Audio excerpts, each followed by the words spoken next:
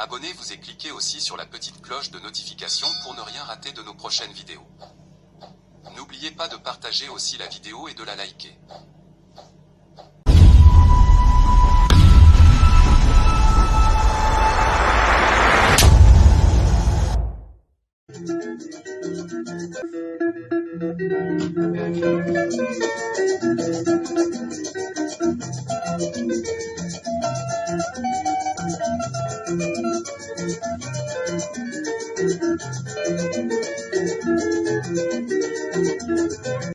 Bonjour, suivez Afro Congo News Sport.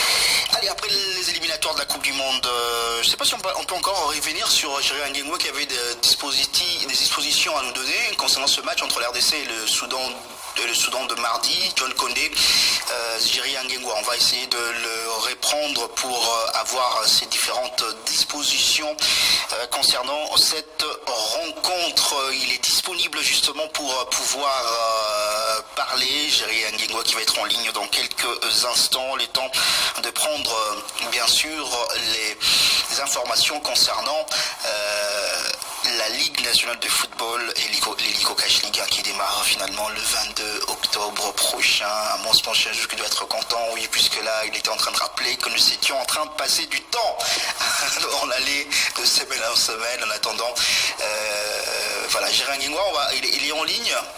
Bon, on va essayer de l'avoir dans quelques instants pour pouvoir nous donner ces différentes dispositions concernant ce match entre l'RDC et le Soudan. Je rappelle que Jérémy Angengua est le directeur de communication de la Fédération congolaise de football association. Est-ce qu'on va l'avoir finalement pour parler de cette rencontre? Je pense que c'est du côté média, oui, puisque à chaque fois, concernant les accréditations notamment et tout consort, tout ce qui entoure les rencontres de l'équipe nationale de la République démocratique du Congo, concernant le média, c'est la direction de communication de la Fédération congolaise de football association qui s'en occupe.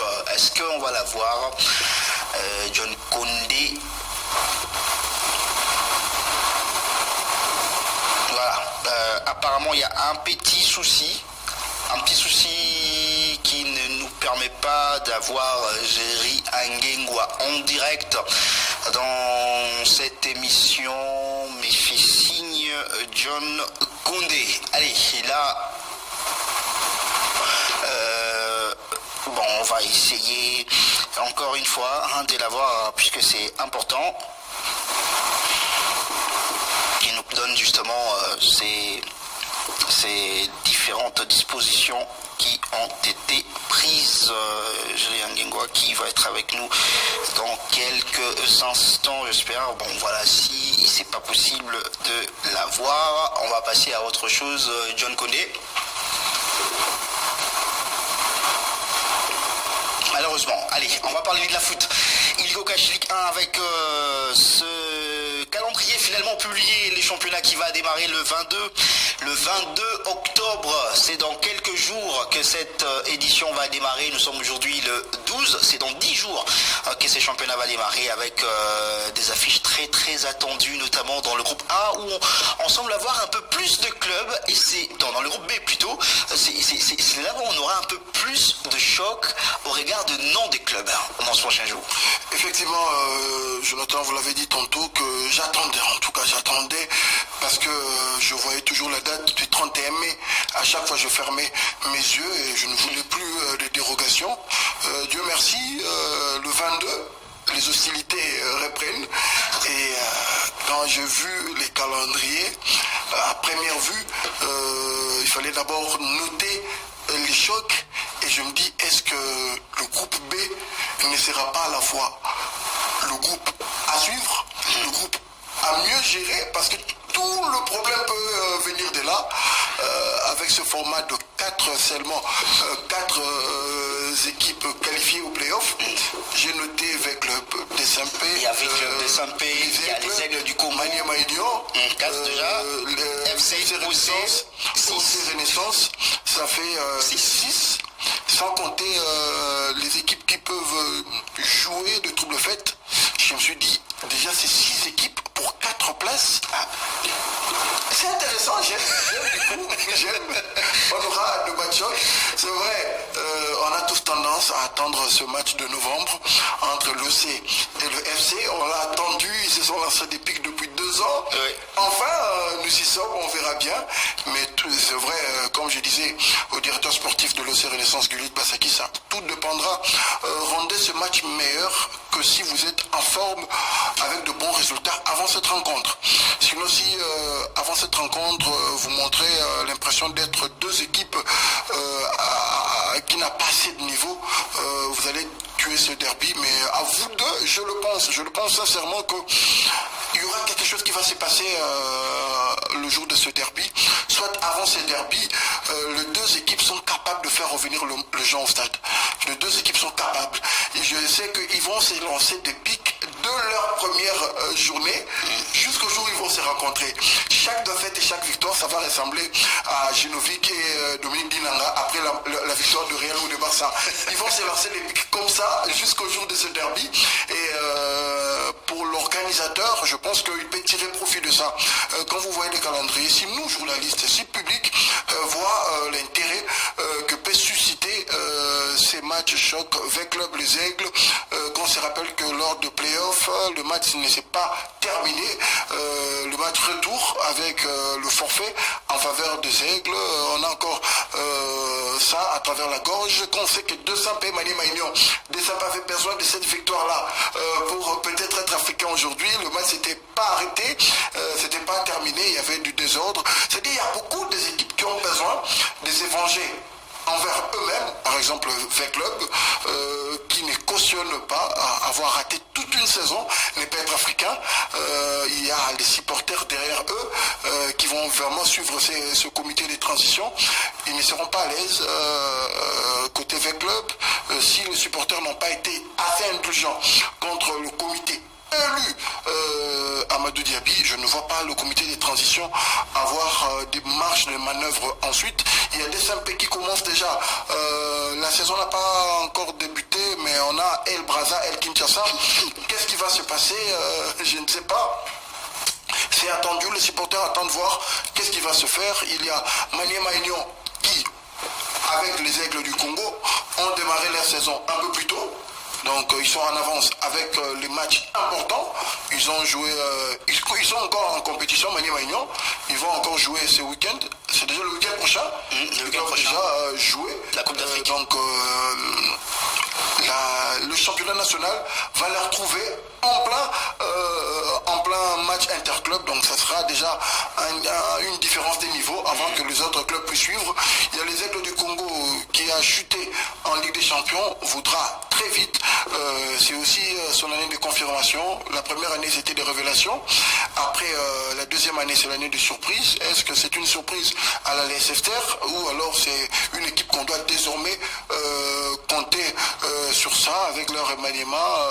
On a un nouveau journaliste, secrétaire, préfet, président du club, Olivier Pingoro, qui est c'est-à-dire qu'il y a tellement d'enjeux seulement dans le groupe B et ça donne beaucoup envie de suivre. Je sais que Top Congo va accompagner nous les auditeurs. Oui, on va tout faire pour pouvoir passer le match à la Ligue nationale de football, même si on a vu cette correspondance de la Lina Foot qui avait demandé aux différents médias qui aimeraient travailler avec la Lina Foot pour les championnats de prendre langue justement avec la direction de la commission de gestion. On va le faire et voir dans quelle mesure satisfaire ce grand travail communautaire que Top Congo rend à la RDC. Si à l'audiovisuel toute la RDC ne sait pas suivre le match à la télé. C'est d'ailleurs le problème depuis 2 ans. Par exemple, que le phase de groupe, Lubumbashi, Maniema... ce ne sont pas tous les matchs qui sont diffusés. Effectivement, donc je pense que la Radio Top Congo devrait au moins avoir cette facilité-là au moment des négociations, parce que à travers vous, nous suivons ces grands matchs. Et même le groupe A aussi s'est relevé. Ouais, le groupe A, le groupe A, il y a les équipes sur lesquelles il y a les tout-puissants Mazembe et Lupopo qui semblent encore bien partis pour avoir leur qualification pour la phase de play-off. Sauf qu'il y a Simba, peut-être qu'il y aura une réputation africaine, il y aura peut-être l'orgueil d'aller, quand on goûte à quelque chose de mieux, on se donne maintenant l'ambition d'aller le chercher. Je pense que Simba aussi voudra, au nom de la réputation, aller faire quelque chose. Il y a Manika. Manika avec Manika qui est monté. Oui. D'après mes informations. Non, c'est Bertin Makou. Il a accepté finalement. Il devrait officialiser ça depuis le week-end. Non, ce n'est pas encore officiel, mais c'est pas encore officiel. Donc il devait officialiser ça le week-end. J'avais parlé avec quelqu'un de là. Et d'après les informations. J'ai vu José Mundele quelque part. Oui, ok. D'après les informations, lors de la phase de groupe, le groupe A sera chaud surtout à Kolwezi, parce que on dit souvent, dès par l'histoire, les grands derbies de Kolwezi, c'est entre Blessing et Manika. C'est ça que les gens racontent. C'est inséré dans ces trios-là, et puisque Manika on dit que Manika c'est l'équipe la plus populaire de Kolwezi. Puisque Manika est maintenant à l'élite nationale, je pense que on va il y aura aussi quelque chose là-bas qui va se passer entre Simba, Blessing et... mais Kolwezi, mine de rien, c'est 3 clubs en Ligue 1. Effectivement, donc je pense que il y a quelque chose qui va se passer là-bas. Ils vont se batailler la place d'honneur de la ville à la phase de groupe, et je pense que ça va donner place à de belles rencontres. Bref, il y a Chicas qui nous a laissé l'eau à la gorge avec sa place de demi-finaliste il y a 2 ans à la Coupe du Congo. On veut voir à quoi ça ressemble cette équipe. On va essayer de voir. Et après, il y a Martin Péchard que je veux voir. J'aime le logo que je vois là. J'aimerais voir ce que ça va donner. Est-ce que c'est Malolé? Est-ce que ça sera un autre donneur de points, comme les Kinois aiment le dire, ou ça sera une équipe qui va aussi surprendre? On a de belles surprises.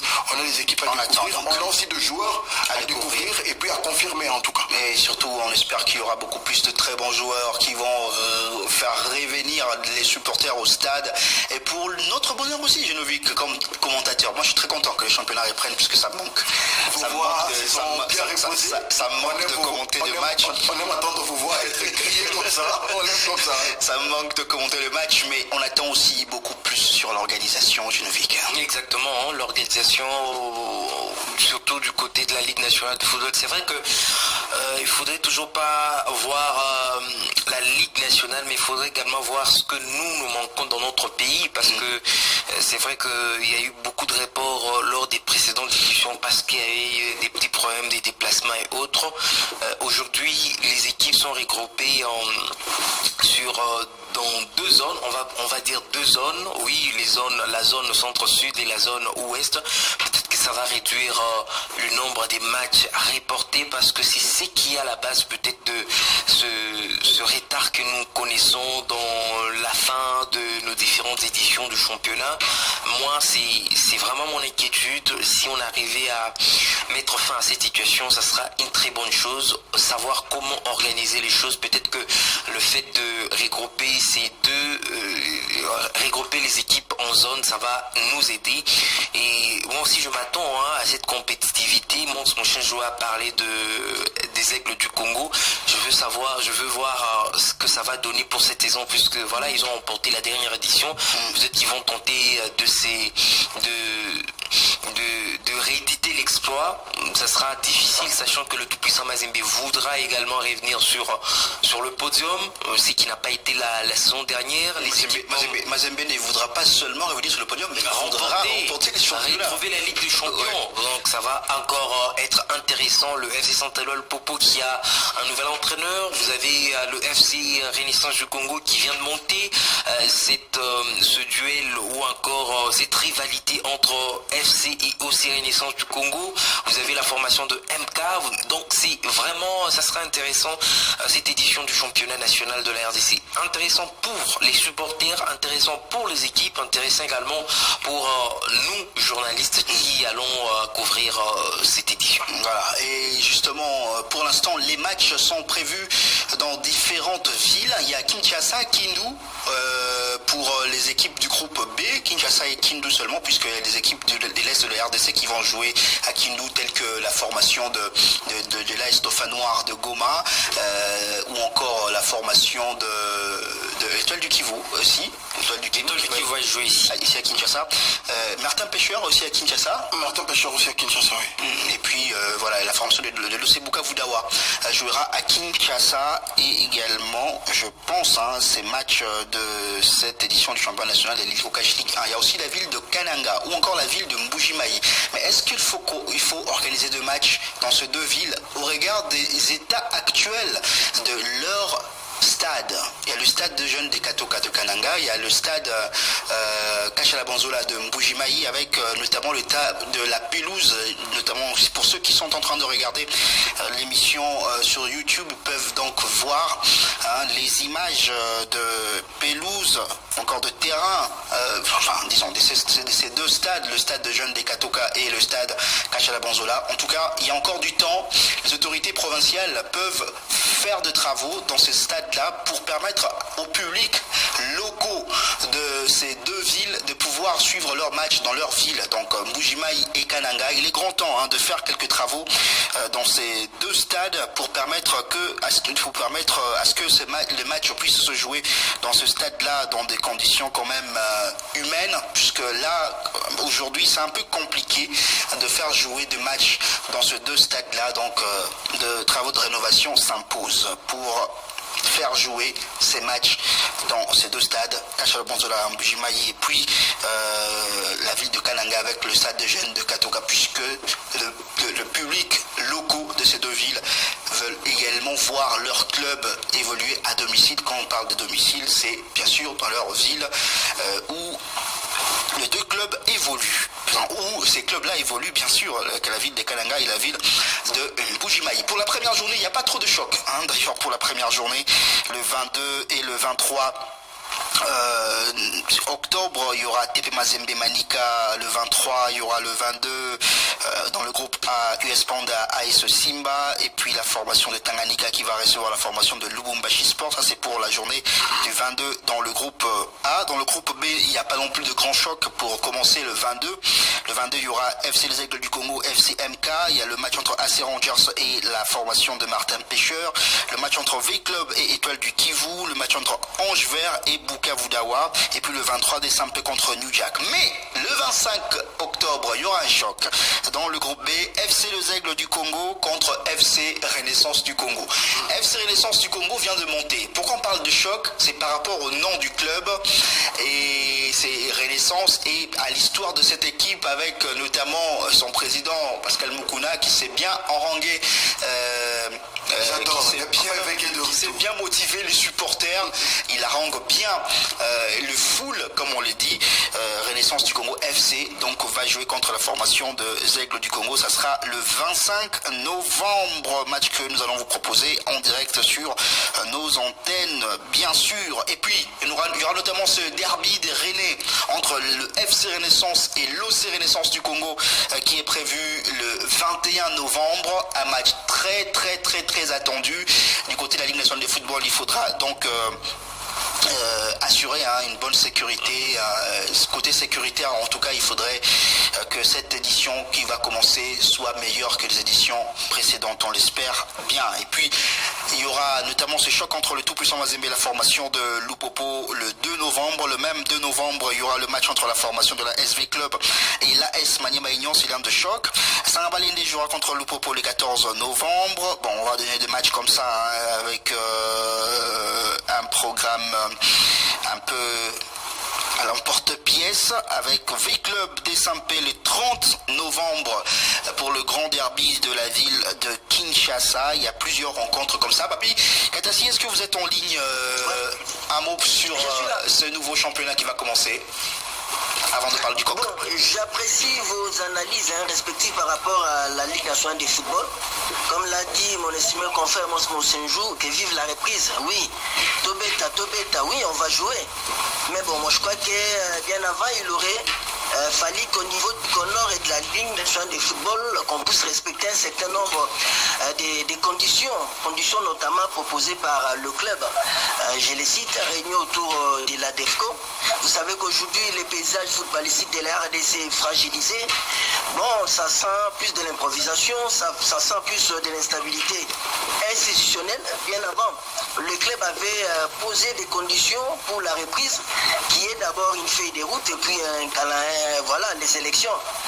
Ce qui n'a pas été fait. Bon, là, je ne sais pas si le dialogue est encore rompu entre les Connors et le club.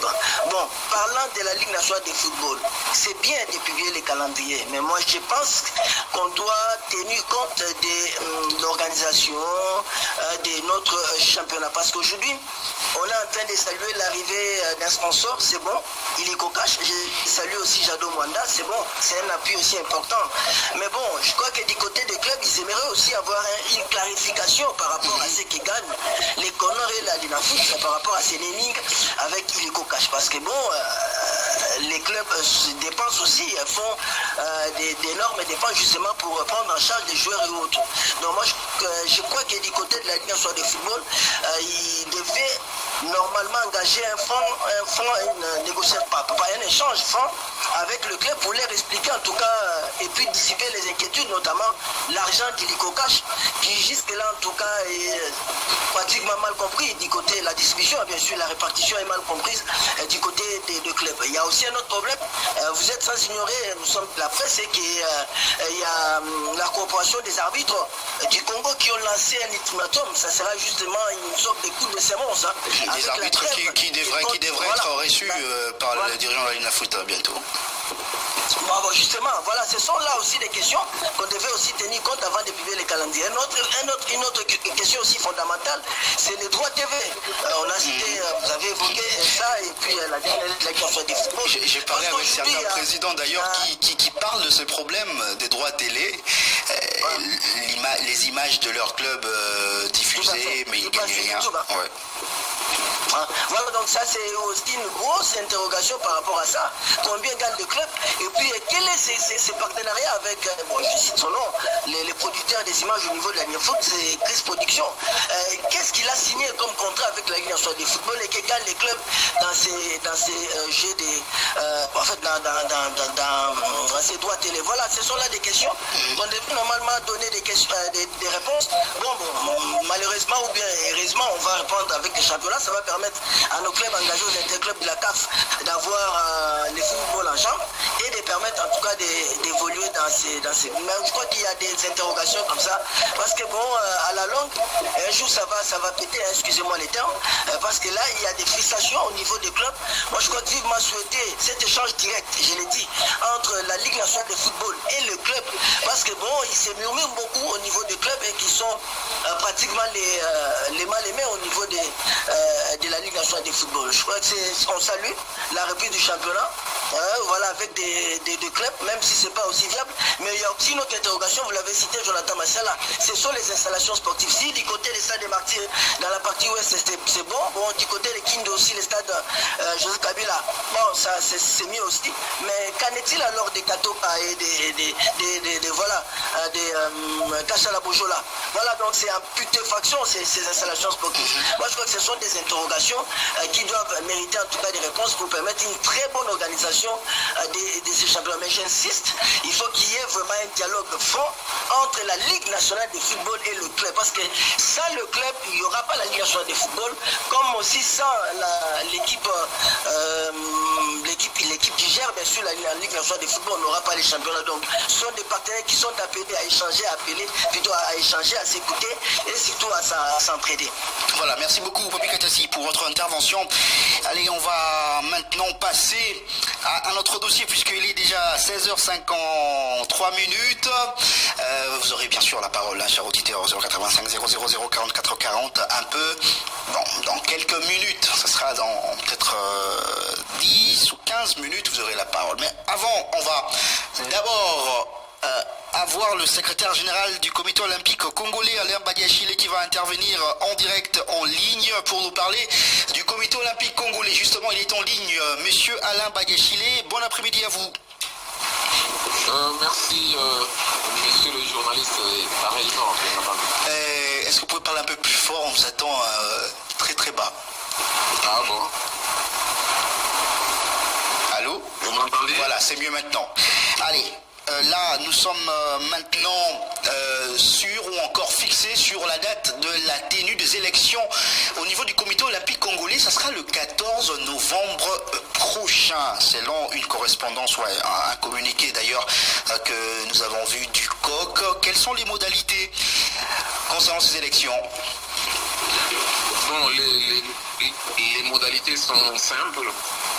Oui, il y a le chronogramme qui a déjà été publié, les conditions d'éligibilité, voilà, qui sont regroupées en 4 points.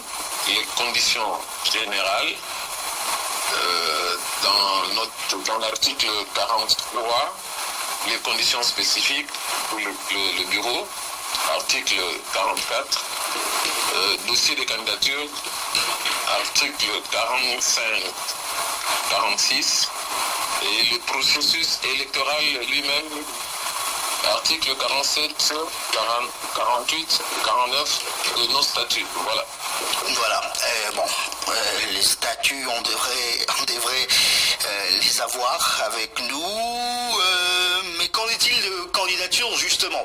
Puisque, on le sait, aujourd'hui, avec la date de dépôt de candidature déjà, la période de dépôt de candidature déjà fixée, il y a du côté du comité actuel qui dirige le comité olympique congolais des personnes qui se sont prononcées pour la présidence. Il y a Christian Matata qui briguera justement la présidence du COC, lui qui est actuellement vice-président au niveau du comité olympique congolais. Vous qui êtes secrétaire général aujourd'hui, est-ce que vous allez briguer un poste au niveau du comité pour les prochaines élections? Oui, je suis candidat à ma propre succession. Et voilà. Aujourd'hui, c'est moi qui suis en train de recevoir ou réceptionner les candidatures. Jusqu'à présent, je n'ai pas reçu officiellement les candidatures au niveau de la présidence. Voilà.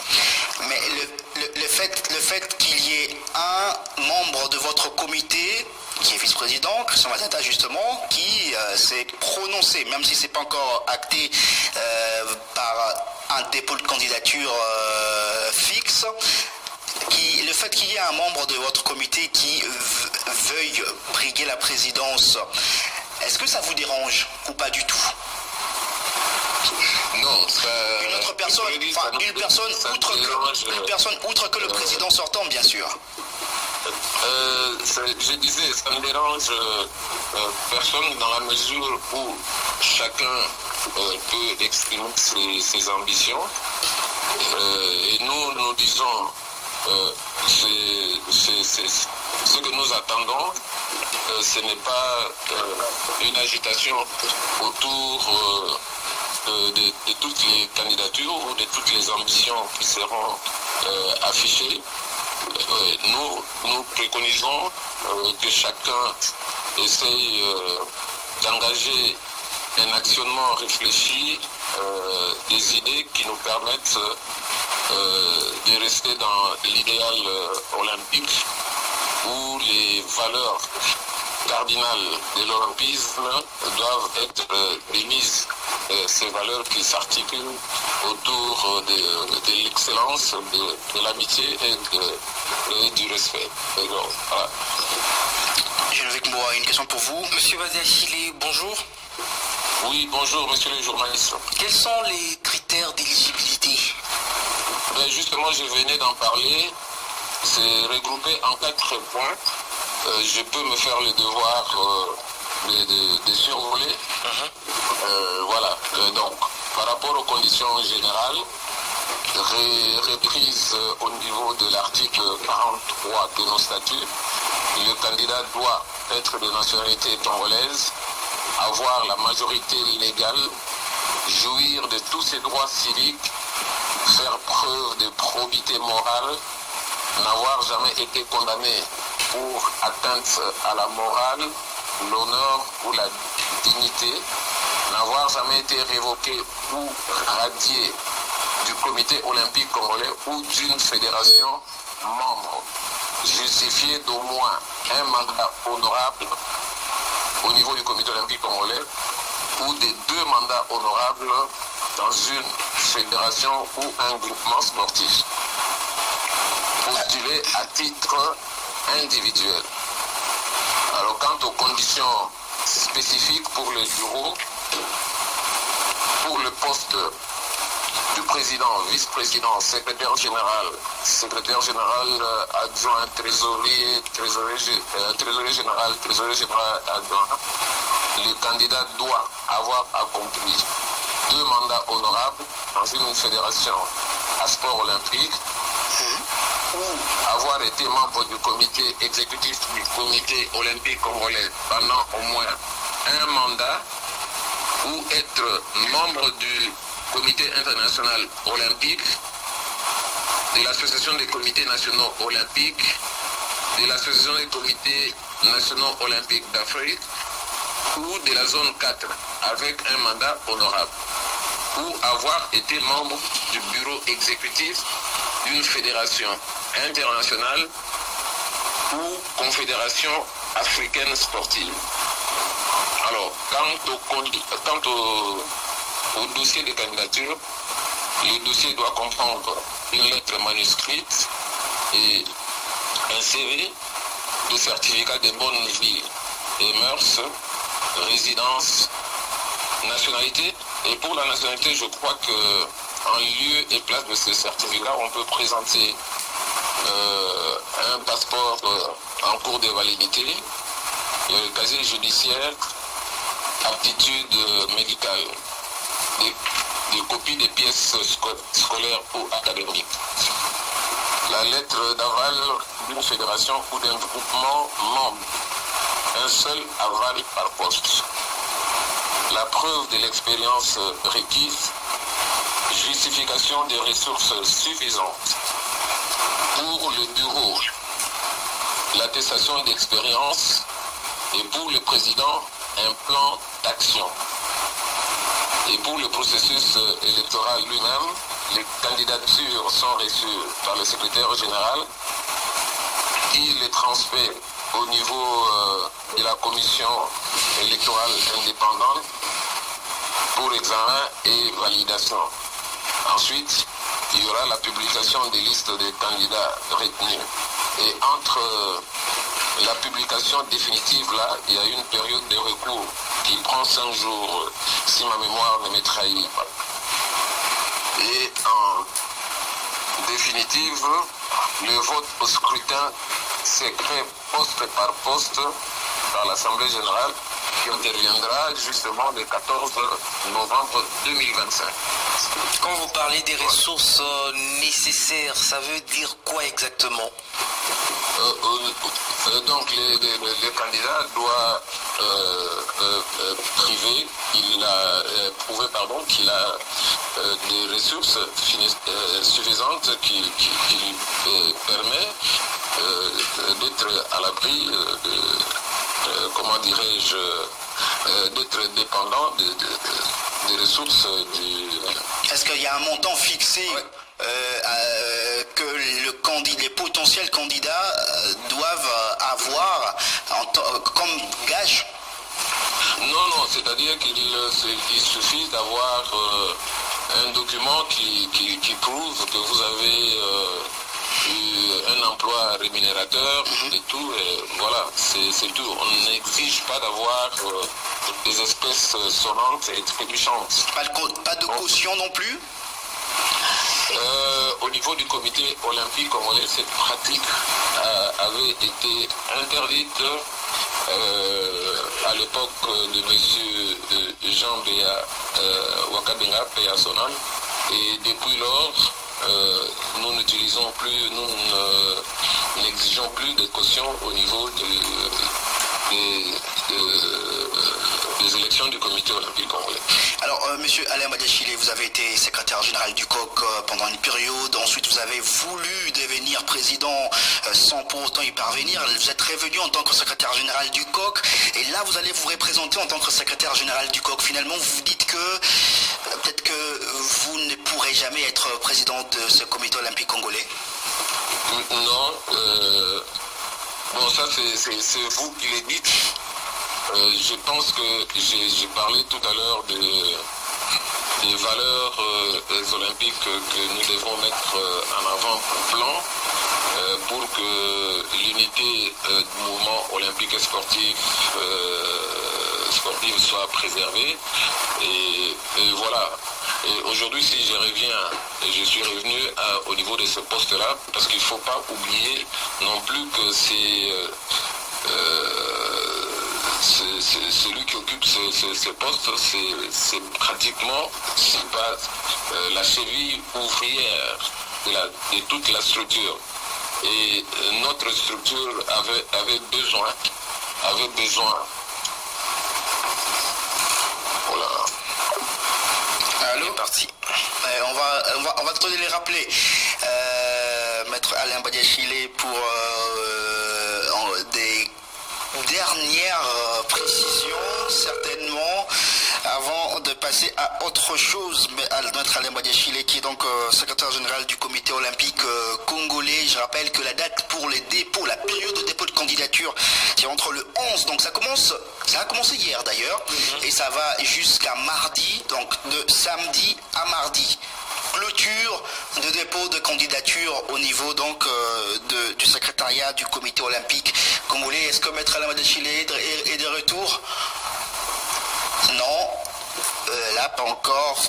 Maître Alain Badiachile n'est pas de retour. Là, je vous donne donc ces chronogrammes des élections au niveau du comité olympique congolais avec la convocation de l'Assemblée générale le 10 octobre, la communication de critères d'éligibilité le 11 octobre, dépôt de candidature du 11 au 14 octobre 2025, publication de la liste de candidatures réceptionnées par le secrétariat général du COC le 14 octobre, le même 14 octobre, publication de la composition de la commission électorale, et le même jour, la transmission des dossiers à la commission électorale par le secrétaire général du COC, et du 11 au 22 octobre 2025, il y a réception des listes de délégués des fédérations et groupements sportifs au secrétariat général du COC, du 15 au 25 octobre 2025, examen des dossiers des candidatures par la commission électorale, donc pendant 10 jours. Le 26 octobre, il y aura la publication de la liste provisoire des candidats retenus ou non retenus. Du 27 au 29 octobre 2025, réception de recours. Du 30 octobre au 3 novembre 2025, il y aura examen de recours, et les 4 novembre, publication de la liste définitive, et du 5 au 13 novembre 2025, il y aura campagne électorale, et finalement le 14 novembre, il y aura élection des membres du comité exécutif du comité olympique congolais. Maître Alain Badiachile, vous êtes de retour, on vous écoute, vous étiez en train de parler. Ouais, j'étais en train de dire que le poste de secrétaire général, c'est la plaque tournante, et avec tout ce qui est arrivé après mon départ, la désarticulation de la structure, les décisions de la solidarité olympique, il était question de jeter des bases jeter encore des bases solides pour permettre un redressement de la situation. Et voilà, donc aujourd'hui que nous avons travaillé en partenariat avec la solidarité olympique, qui est l'unité qui s'occupe de la gouvernance des comités nationaux olympiques, nous avons abattu un grand travail. Et ce travail-là ne peut se faire qu'au niveau du secrétariat général. Aujourd'hui, la tête haute, je peux dire qu'on est en mesure d'insuffler une énergie nouvelle qui va nous permettre d'amplifier les actions que nous avons engagées pour hisser le comité olympique congolais à la hauteur de ses ambitions. Donc voilà, tout ce travail-là a constitué un souci. Et voilà pourquoi je suis revenu à ce poste-là. Et les félicitations du CIO ne se sont pas fait attendre. Allez, bon, vous êtes prêt à travailler avec n'importe quel président qui sera élu à la tête de ces comités olympiques congolais? Bon, quand vous dites n'importe quel président, c'est peut-être, je ne dirais pas adéquat. Je pense qu'il faut quelqu'un qui a une expérience, une expertise avérée en matière de gestion de structures sportives, et puis quelqu'un qui a fait ses preuves en termes de résultats et tout. Voilà. Merci beaucoup, Maître Alain Badiachile. Je pense que nous sommes là en train de courir derrière le temps. On va peut-être vous avoir pour toute une émission, peut-être prochainement, sur nos antennes, pour parler du comité olympique congolais, avec donc finalement ce chronogramme qui est connu, qui va succéder à Amos Mbayo Kitenge à la tête du comité olympique congolais. Amos Mbayo Kitenge qui est là depuis plusieurs années maintenant, et dont les bilans va beaucoup faire l'objet durant cette campagne. On va notamment en parler avec vous, parce que Papi Katassi. Papi Katassi, justement, pour ce dossier concernant le comité olympique congolais, un mot rapidement à mon prochain jour concernant ces élections. Oui, j'aimerais, on a tous suivi Maître Alain Badiachile. Bon, il y a une question que j'aurais voulu souhaiter poser, c'était sur le lieu des élections. Ça sera toujours à Kinshasa, ou ça sera ailleurs, ou alors ils attendent 3-4 jours. Là, c'est pas encore précisé. Après, je pense que on doit attendre demain et mardi surtout, puisque Maître Alain a dit clairement qu'il n'a pas encore reçu de dossier pour le président. On va attendre demain et mardi. Il doit être à l'heure, demain et mardi. Peut-être il en recevra, mais après, il laisse entendre que il a de conditions pour travailler. Il laisse entendre ça parce que quand vous posez la question s'il sera prêt à travailler avec tout le monde, Maître Alain Badiachile n'a pas répondu clairement. Donc il laisse entendre que ça dépend de qui va gagner les élections. Ça dépend de qui sera en face de moi. Et je pense qu'au nom de valeurs olympiques, ils vont se rassembler, parler, faire un diagnostic réel, parce que le comité olympique congolais, je suis parmi les gens qui sont sévères, très critiques envers le coq congolais, parce que je pense sincèrement qu'il y a lieu de faire beaucoup de choses, et que si nous regardons facilement à gauche l'État, le gouvernement, nous avons tendance à avoir la tête très lourde à regarder à droite le coq, et je pense qu'il faut vraiment regarder le coq, parce que le coq n'aide pas assez l'État congolais. Voilà, Papi Katassi, vous êtes en ligne. Allez, on parlait d'Amos Mbayo qui est à la tête du comité olympique congolais depuis plusieurs années maintenant. Vous, en tant qu'analyste sportif, vous pensez qu'il a encore quelque chose à offrir en tant que président à ces coqs? Bon, je crois que par rapport à son vécu, les mastodontes, l'éléphant du mouvement sportif, l'animal sportif Maxel Amos Mbayo a du répondant. Par rapport à sa riche expérience, l'expérience et le bilan de la FIAND. Rappelez-vous déjà en 2012, le handball congolais avait annoncé les couleurs avec une médaille. Le coq. Médaille de bronze. Et ensuite, il y a eu coq, pas de la féande. Il y a eu au niveau du comité olympique congolais, en 2011, il prend les règles du comité olympique congolais. Vous savez, il y avait des soubresauts avec Jean-Benoît Kabenga, tout ce qui s'est passé, l'instabilité institutionnelle, l'improvisation. Et c'est grâce au très ponctué Maxel Amos Mbayo et bien sûr à CCDCP, membre du comité olympique. Et j'ai salué Maître Alain Badachile. On a connu la stabilité depuis plus de 10 ans au niveau du comité olympique congolais. Donc il y a eu beaucoup de choses. On a modernisé la gestion de cette structure avec des sièges dignes de son nom. Rappelez-vous 7e rue. Aujourd'hui, nous sommes tombés. Voilà, au-delà de ça, il y a eu les valeurs cardinales de l'olympisme qui ont été respectées, l'excellence, l'amour, l'amitié. Voilà, donc moi je crois que par rapport à ce qu'il a eu à faire, Maxel Amos Mbayo aura bien sûr les bénéfices des sociétaires pour empiler pour un énième mandat. Bon, il faut aussi signaler quand même au public parce que bon, les gens ont toujours tendance à dire bon, c'est comme un chef coutumier. Non. Si vous jetez un coup d'œil chez nos voisins d'en face ici, du côté de la République centrafricaine, il y a un monsieur qui s'appelle Joseph Betty, qui a fait plus de 28 ans comme président du comité du Sénat de la République centrafricaine. Je crois que la durée là, ça ne pose pas de problème. Je crois que ça sera le prochain mandat d'Amos Mbayo, ensemble bien sûr avec Maître Alain Badachile comme secrétaire général. Ça sera la continuité dans les changements. On va ainsi faire ça nouveau et on va insister pour que l'État puisse mettre les moyens. Parce que bon, souvent on parle de la médaille. La médaille, Jonathan Massiala, Mons Mosenzo, Geneviève Mo, la médaille, ça se prépare, surtout la médaille olympique. Je crois qu'il faut mettre au moins 8 ans, 4 ans pour la formation et puis 4 ans pour les participations.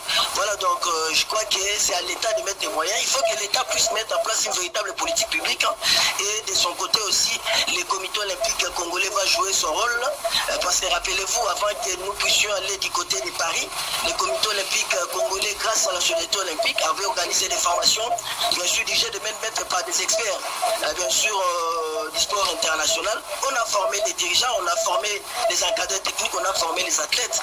Voilà, bon. Maintenant, peut-être les mauvais côtés, peut-être c'est l'État qui arrive peut-être à retard.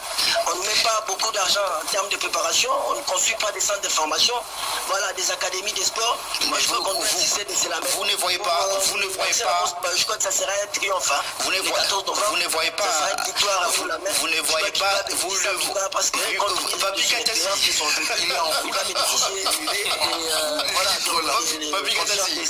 Katassi, vous n'imaginez pas l'arrivée d'une nouvelle personne à la tête du coq. Vous, non, Jonathan Massiala, je crois que je ne vois pas l'hécatombe. Je ne vois pas une défaite de Maxel Amos Mbayo. Je crois que le CG l'a dit. Merci. Donc, je crois que ça va bien se passer. Mais l'essentiel est que les chronogramme soit respecté et qu'ils puissent garder les élections. Merci. Mais sûrement, ça sera ici à Kinshasa pour apaiser mon estimé confrère Mons Mosenjo. Merci beaucoup, Papi Katassi. Merci beaucoup, Papi Katassi, pour vos différentes analyses sur les élections au niveau du comité olympique congolais. On rappelle juste qu'il n'a pas encore déposé sa candidature, mais il avait annoncé à la télé d'ailleurs, c'était son envie de postuler au poste de président du comité olympique congolais, Christian Matata, qui est aujourd'hui vice-président du comité olympique congolais. Est-ce que Amos Mbayo va postuler aussi? Ça, on attend. Donc rendez-vous mardi ou encore mercredi matin pour savoir si oui ou non il y aura la candidature d'Amos Mbayo. Si Christian Matata va aller jusqu'au bout et déposer finalement cette candidature à la présidence du comité olympique congolais. Allez, avant de prendre vos appels, on va prendre monsieur Jean-Cy Malala, qui est président d'Endembo King Sport Management. Vous avez un message. Justement, c'est quoi le message? Bonjour d'abord. Bonjour, monsieur Jonathan Massiala. C'est quoi le message que vous apportez aujourd'hui aux auditeurs sportifs de Top Congo FM? Merci.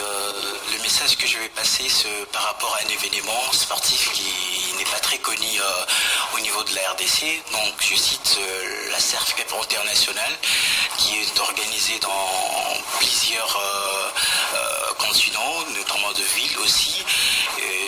La CERF Cup internationale est un événement qui se déroule au niveau de l'Espagne, dans la ville de Salou, notamment aussi aux États-Unis, dans la ville de Boston, aussi en Italie. Rome, dans la ville de Rome, notamment aussi au Maroc, à Tanger.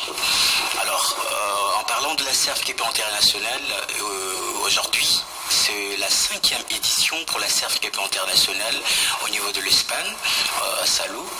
Donc, du coup, la CERF-CAP internationale, depuis 2021, on a pu commencer cet événement. Donc, Ndembokin qui est partenaire officiel, représentant ici au niveau de la RDC. La RDC va pour l'instant y participer dans cet grand événement qui réunit plus ou moins 230 académies, notamment 4 continents, et il y a plus ou moins 4000 participantes qui voyagent pour cet grand événement au niveau de l'Espagne. C'est comme une coupe du monde des académies. Parmi les équipes pro, il y a le Manchester City, Real de Madrid, Barcelone, et c'est une compétition qui réunit de différentes catégories. Il y a la catégorie d'âge de I10, I12, I13, notamment I16, I19. Alors, en passant, dans la CERF-CAP internationale, c'est un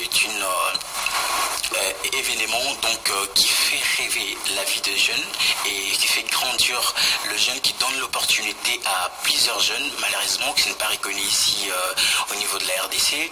Alors, Ndembokin, nous avons fait nos efforts afin de participer pour la 5e édition de la CERF-CAP internationale qui sera le mois de novembre. Vous parlez des académies, Ndembokin, c'est une académie? Non, Ndembokin, c'est une structure, une structure qui fait la promotion du football au pays, donc la promotion du football, le management. Mais en fait, nous avons travaillé avec 2 équipes, c'est-à-dire les académies. On a essayé de réunir quelques différentes académies.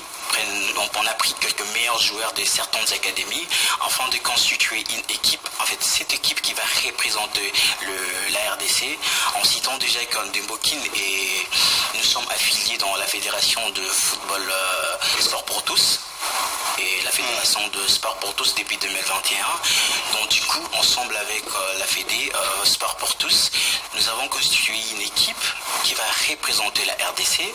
Donc Ndembokin qui s'est fait inscrit dans cet grand événement, qui est aussi en tant que partenaire de la CERF-CAP internationale.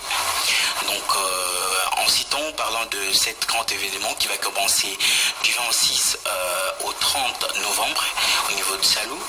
Donc les équipes qui vont y participer, comme je viens de les dire, il y a Real de Madrid, il y a Manchester City, il y a Sporting, il y a Arsenal, donc beaucoup de grands clubs. Donc pour ce sont les académies de ces clubs-là qui vont participer à la compétition? Oui. Les académies de ces clubs, et la RDC va être représentée par une association de joueurs.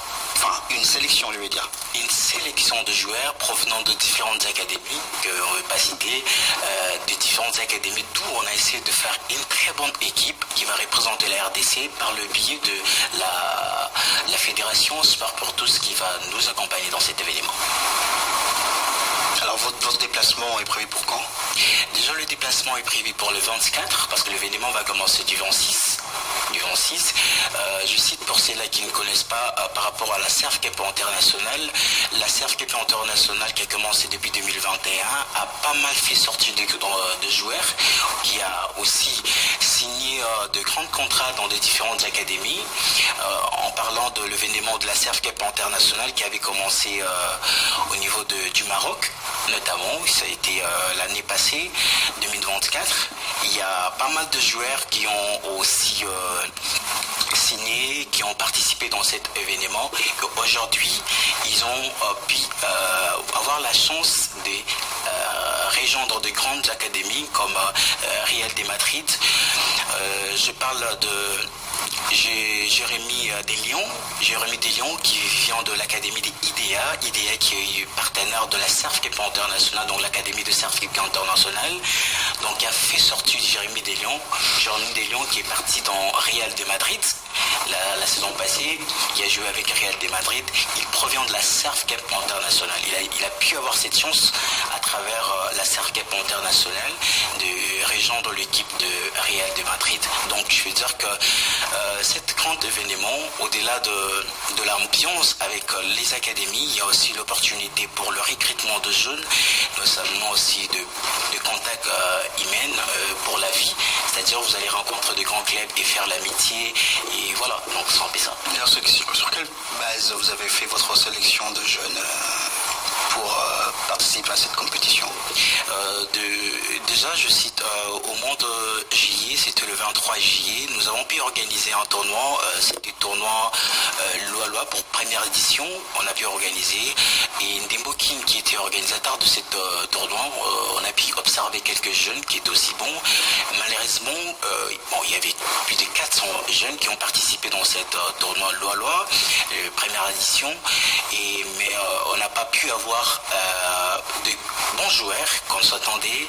Du coup, on a essayé de négocier avec certaines académies afin de trouver des joueurs qui sont capables de représenter la RDC pour faire un effectif que nous sommes en train de chercher. Voilà. Je ne sais pas si vous avez un autre message à passer, puisque là vous avez une tribune. Un autre message à passer avant de vous laisser. Oui, donc je dirais en tant que représentant de la CERF-CEP internationale ici en RDC, la CERF-CEP internationale est ouverte à toutes les équipes, toutes les académies qui veulent participer parce qu'il y a déjà un autre programme qui sera pour 2026. Donc toutes les académies de notre pays qui veulent participer à la CERF-CEP internationale qui va commencer déjà au niveau des États-Unis, notamment aussi en Espagne, aussi à Rome. Si vous voulez y participer, Ndembo King en tant que partenaire de cet grand événement prestigieux, nous sommes très ouverts à vous accueillir et puis nous allons vous aider et afin que vous puissiez faire votre inscription afin de participer dans cet grand événement qui sera organisé au niveau de l'Espagne pour l'année prochaine. Et cette année, c'est Ndembo King qui représente la RDC au niveau de l'Espagne. Merci beaucoup, Monsieur Malala. Merci d'être passé sur nos antennes.